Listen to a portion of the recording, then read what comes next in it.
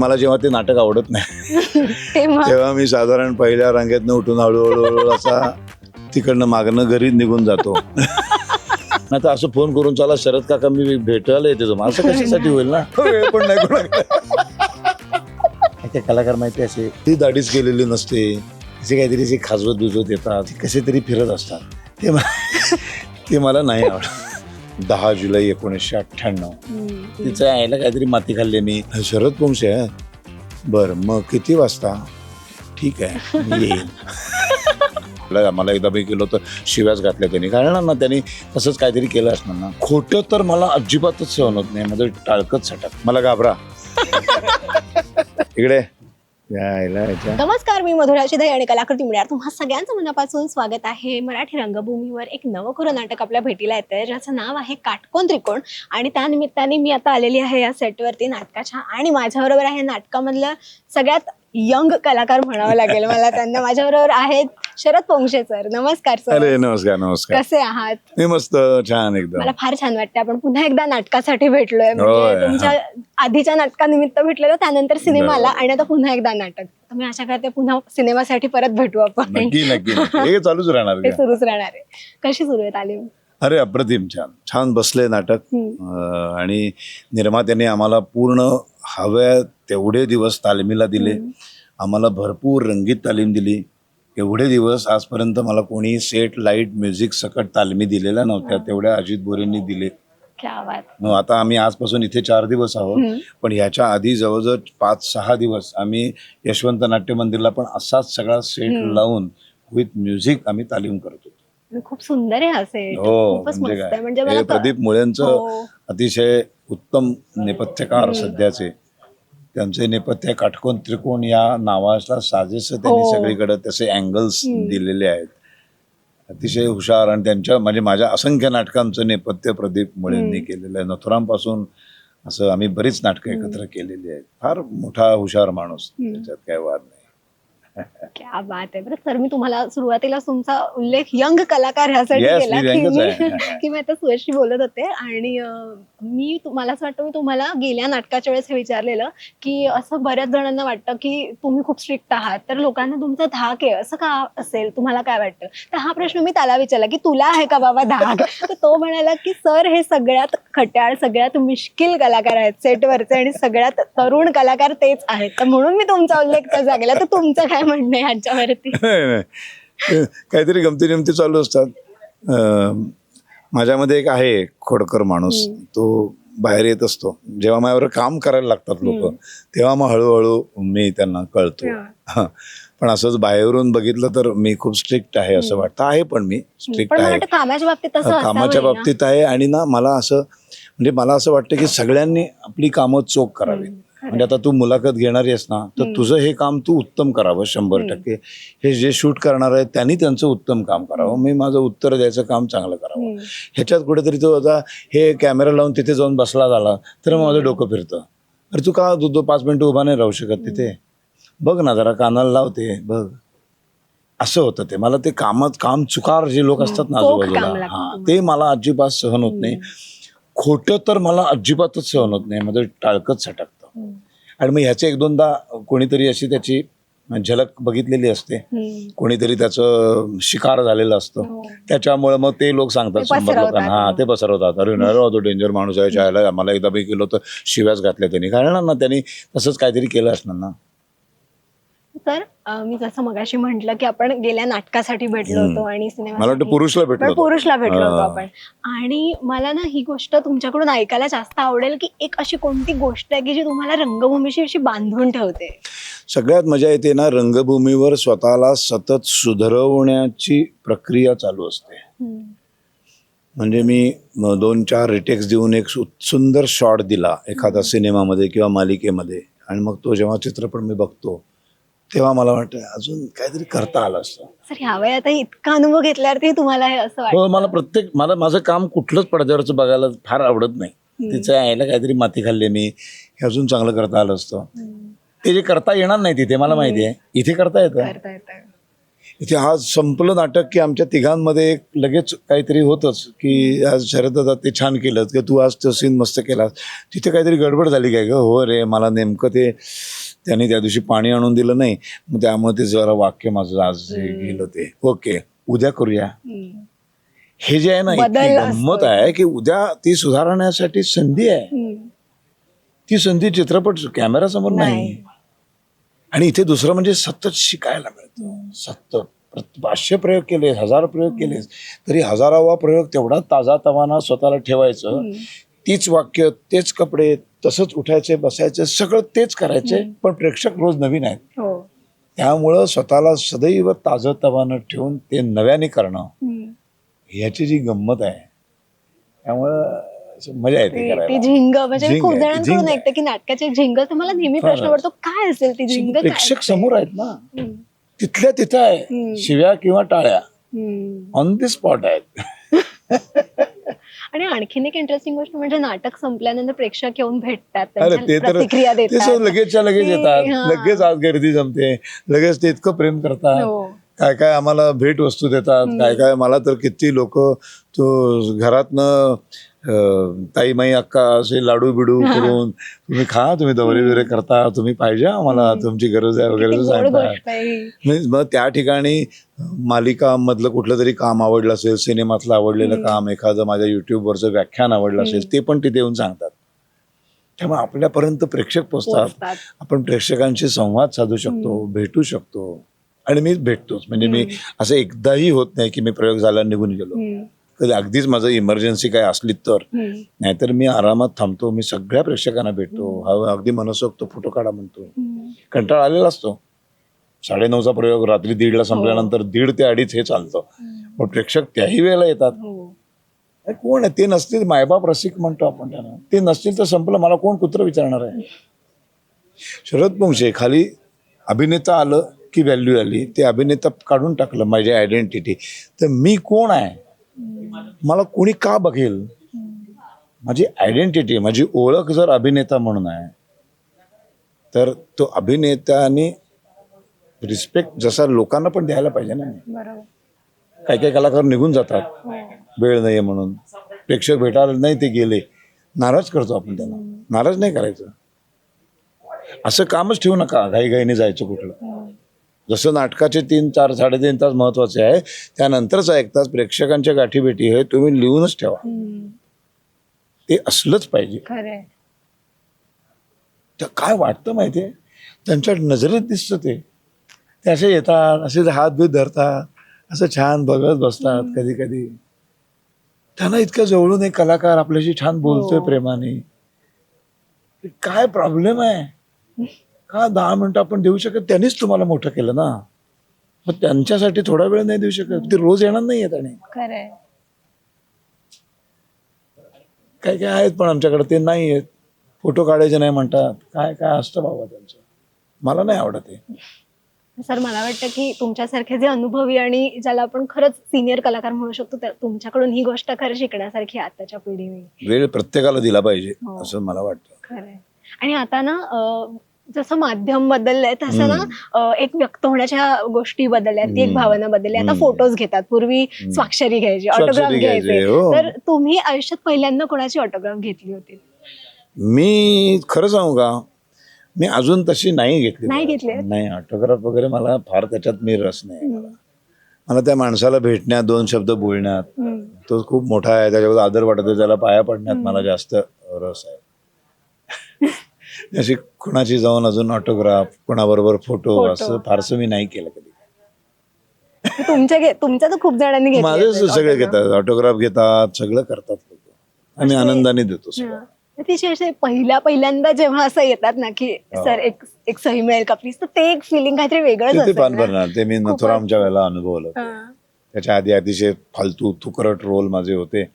आणि पहिल्यांदा मुख्य भूमिकेत मी जेव्हा आलो 10 जुलै 1998, आणि तो पहिला प्रयोग संपला आणि मग जी लोक आली भेटायला, मग कॅमेरे आले, आणि मग जेव्हा काय ते वाटलं मला, अरे अरे अरे क्या बात आहे यार. मग नंतर त्याची सवय व्हायला लागली हळूहळू. आता ते रोजच झालं, आपल्या जगण्याचा एक भाग भाग झाला झालं. खरंय. तर तुम्ही ना आता बोलता बोलता खूप छान गोष्ट सांगितलीत की जेव्हा ते अभिनेता हा शब्द लागतो मागे तर तेव्हा ती जबाबदारी खूप असते. मला माहित नाही की हा प्रश्न मी विचारणं बरोबर आहे का चुकीचं आहे, बिनधास्त विचार. पण तो शब्द आपल्या नावामागे अभिनेता ही पदवीच म्हणावी लागेल. ती पदवी लागण्याचं कधी आजवर तुम्हाला कधी दडपण वाटलंय किंवा ती एक खूप मोठी जबाबदारी आहे, तर त्याचं कधी एक सतत मनात असं की नाही नाही हे आपल्या मागे लागलंय हे नाही, आहे? दडपण कधीच आलं नाही. ती जबाबदारी मात्र आहे. हम्म, ती जबाबदारी ओळखून आपण चार चौघांमध्ये घराच्या बाहेर पडताना हम्म, आपण कसं बोललं पाहिजे, आपण कसं राहिलं पाहिजे, हम्म, तुमचं राहणीमान म्हणजे कपडे लत्ते केस हम्म. कसे पाहिजेत, कसं तुम्ही छान व्यवस्थित राहिलं पाहिजे. कशी तरी घाण कपडे, काय काय कलाकार माहिती असे असे कसे तरी फिरत असतात, ते मला नाही आवडत.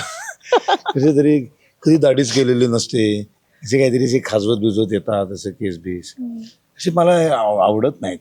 मी नेहमी सांगतो माझ्याबरोबर जे काम करणारे असतात की छान या ना, तुम्ही नाटकाला येता ना, छान प्रॉपर छान तुमचे कपडे छान असले पाहिजेत, छान छोटासा असा सेंट बिंट मारा, जरासं बरं वाटलं पाहिजे, हां छान राहा, दाढी बिडी रोज गोळगोळीत करा, किंवा दाढी ठेवलीत तर मग ती निदान व्यवस्थित शेपमध्ये, ती कशी तरी अशी ती भिकाऱ्या वगैरांची वाढते तशी काहीतरी जी वाढली बिडलेली असते आणि त्यांना वाटतं असं कसं तरी राहायचं. त्यांना असं थोडी तो ट्रेंड आहे म्हणून. कसलाच ट्रेन आहे, फाटकेच कपडे घालायचे कसे तरी, काहीतरी लोमतच आहे कुठलं तरी शरीराचं एक कपड्याचा एक भाग, हे असलं काय आपल्याला आवडत नाही बाबा. आता त्याला मला शिवाय देतील ते घालणारे लोक, ते देऊ देत, मला नाही आवडत.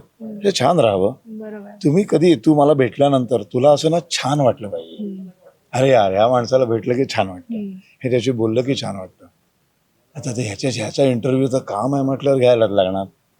असं म्हणून तू जर माझ्याजवळ येऊन बसली तर तू एवढं छान तुझ्या चेहऱ्यावर हसणं पण नसणार. तू एक पटपट दोन प्रश्न विचारून कधी एकदा संपते असं होशील तुला. असं नाही व्हायला पाहिजे.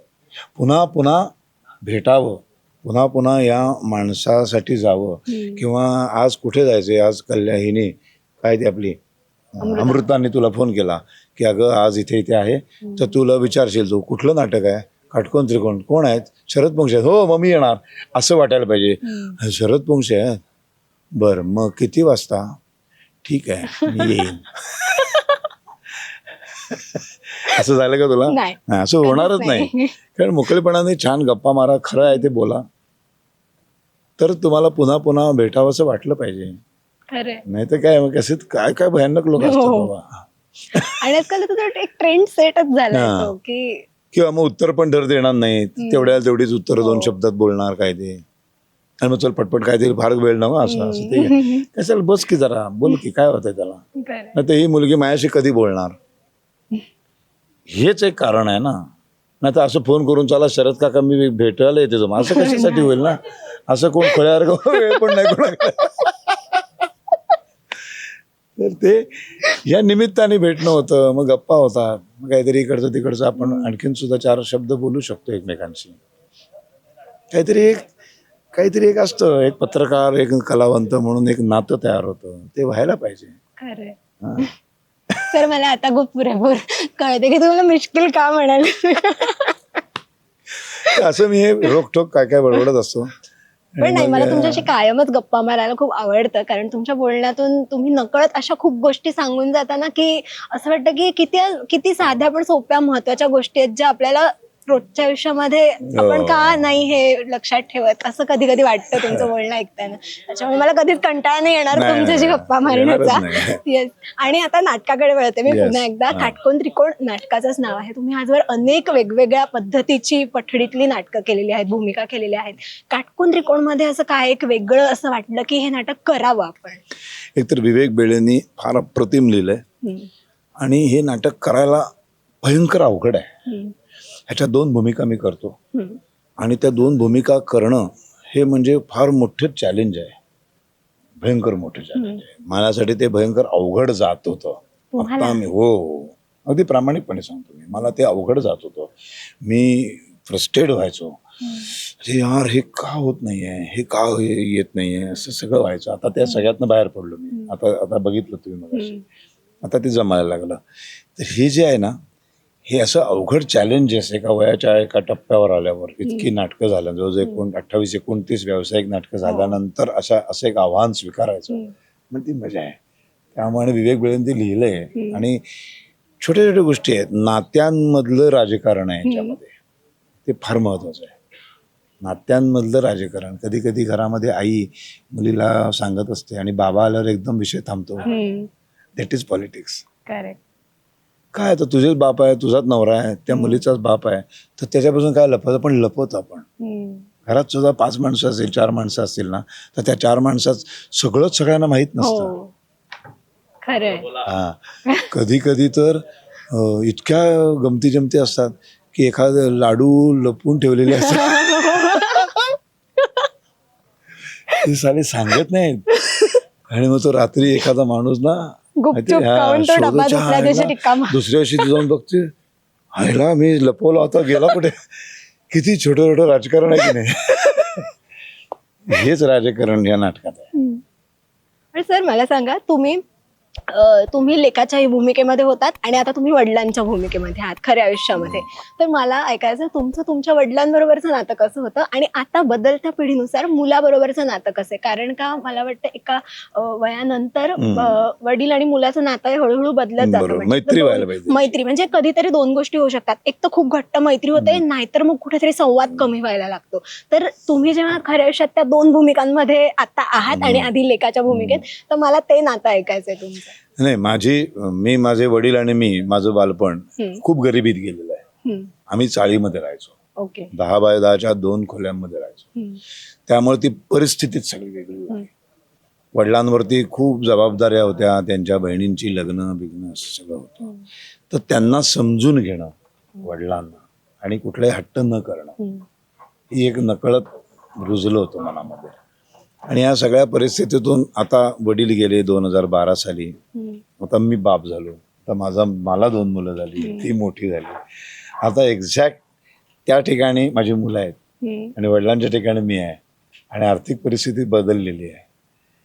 मग सगळं बदलतं ना, की आता तेव्हा यार आपण कधी मागतच नव्हतो, कारण फुल पॅन्ट सुद्धा मागायला म्हणजे 10 वेळा विचार करायचा. आता मुलाला देऊ की आपण फुल पॅन्ट, आता कशाला हे करायचं, असं ते लाड नकळत केले जातात. आणि मग एक मैत्री होते मुलांबरोबर. आणि मग खूप वेगळं, माझ्या वडिलांबरोबर माझे खूप मैत्रीपूर्ण संबंध होते. म्हणजे ते खूप रागीट होते, ते भयंकर जमदग्नीचा अवतार म्हटलं तरी चालेल, पण त्यांच्या आतमध्ये एक प्रचंड प्रेमळ माणूस होता. तो योग्य एक वेळेला मला तो दिसायचा. त्यामुळं खूप मारलंय माझ्या वडिलांनी मला, बडवलेलं आहे. मी माझ्या मुलाला पण मारलेलं आहे. त्यामुळं ते ठीक आहे, तसं ते पारंपरिक आलेलं आहे. पण प्रेम पण तेवढंच आहे रे. मलाही मारलंय, सांगा. नाही काही नाही, सुयश टिळकला मारलेलं नाही. इकडे याच्या मी मगाशी तुला सांगितलंय काय नाही, यांनी सांगितलेलं सगळं खोटं आहे. गंभीर स्वरूप वगैरे सगळं. नाही मी गंभीरच आहे. मी अनुभवलं. नाही मी खूप गंभीर आहे, मला घाबरा.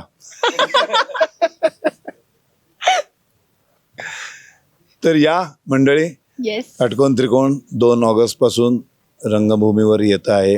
तर आवर्जून या, नाटक बघा. नाटक झाल्यावर मला भेटायला या, सांगा कसं वाटलं, काय वाटलं.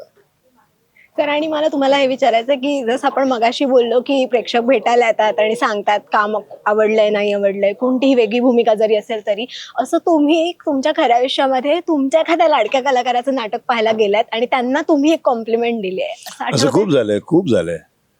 खूप कला मला खूप आवडतं हे. ज्याचं काम आवडतं त्यांना जाऊन मी भेटतो, त्यांना अगदी भरभरून जे शब्द आखडते न घेता व्यवस्थित त्यांचं कौतुक करतो. असं खूप केलेलं आहे मी जवळजवळ सगळं. आणि मला जेव्हा ते नाटक आवडत नाही तेव्हा मी साधारण पहिल्या रांगेतनं उठून हळूहळू असा तिकडनं मागणं घरी निघून जातो.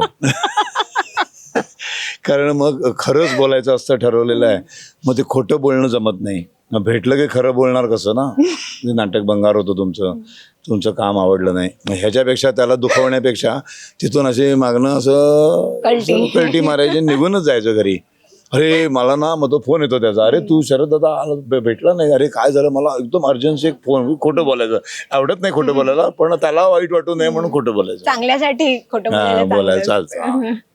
पण आवडलं तर मात्र अगदी दिल खुला असं आतमध्ये जाऊन गप्पा मारून त्यांना अगदी खूप कौतुक केलंच पाहिजे. केलं पाहिजे. तुम्ही खरे कलाकार तेव्हाच असता, तुम्ही दुसऱ्याच्या कलेचं भरभरून कौतुक करू शकता. खरंय सर. आणि अनेक असे कलाकार असतात जे ना ज्यांच्याबरोबर काम करताना कळत न कळत खूप छान विचारांचे किंवा होतं अभिनयाचे ना. संस्कार होत असतात, अरे, जळणघळण प्रचंड. होत असते. आजवरच्या कारकिर्दीमध्ये अशा कोणत्या 3 कलाकारांचा तुम्हाला उल्लेख करावासा वाटेल की तुम्हाला असं वाटतं की त्यांच्यामुळे तुम्ही हळूहळू घडत गेलात? खूप असतील असे अर्थात. 2 मुख्य कलाकार ज्यांना मी गुरुस्थानी मानतो. एक विक्रम गोखले आणि दुसरे यशवंत दत्त. ज्या दोघांकडनं मी आयुष्यात खूप शिकलो. जे काही मी आहे ते त्या दोघांकडनं जे काही शिकलो त्याचं कॉम्बिनेशन माझ्या कामातून करत असतो. आणि एक पडद्यावर एक माणसाला मी बघत आलो माझ्या 5वी-6वी पासून. त्याचं नाव अमिताभ बच्चन. त्याला पडद्यावर बघून बघून बघून बघून त्याच्याकडनं पण खूप काही शिकायला मिळालं.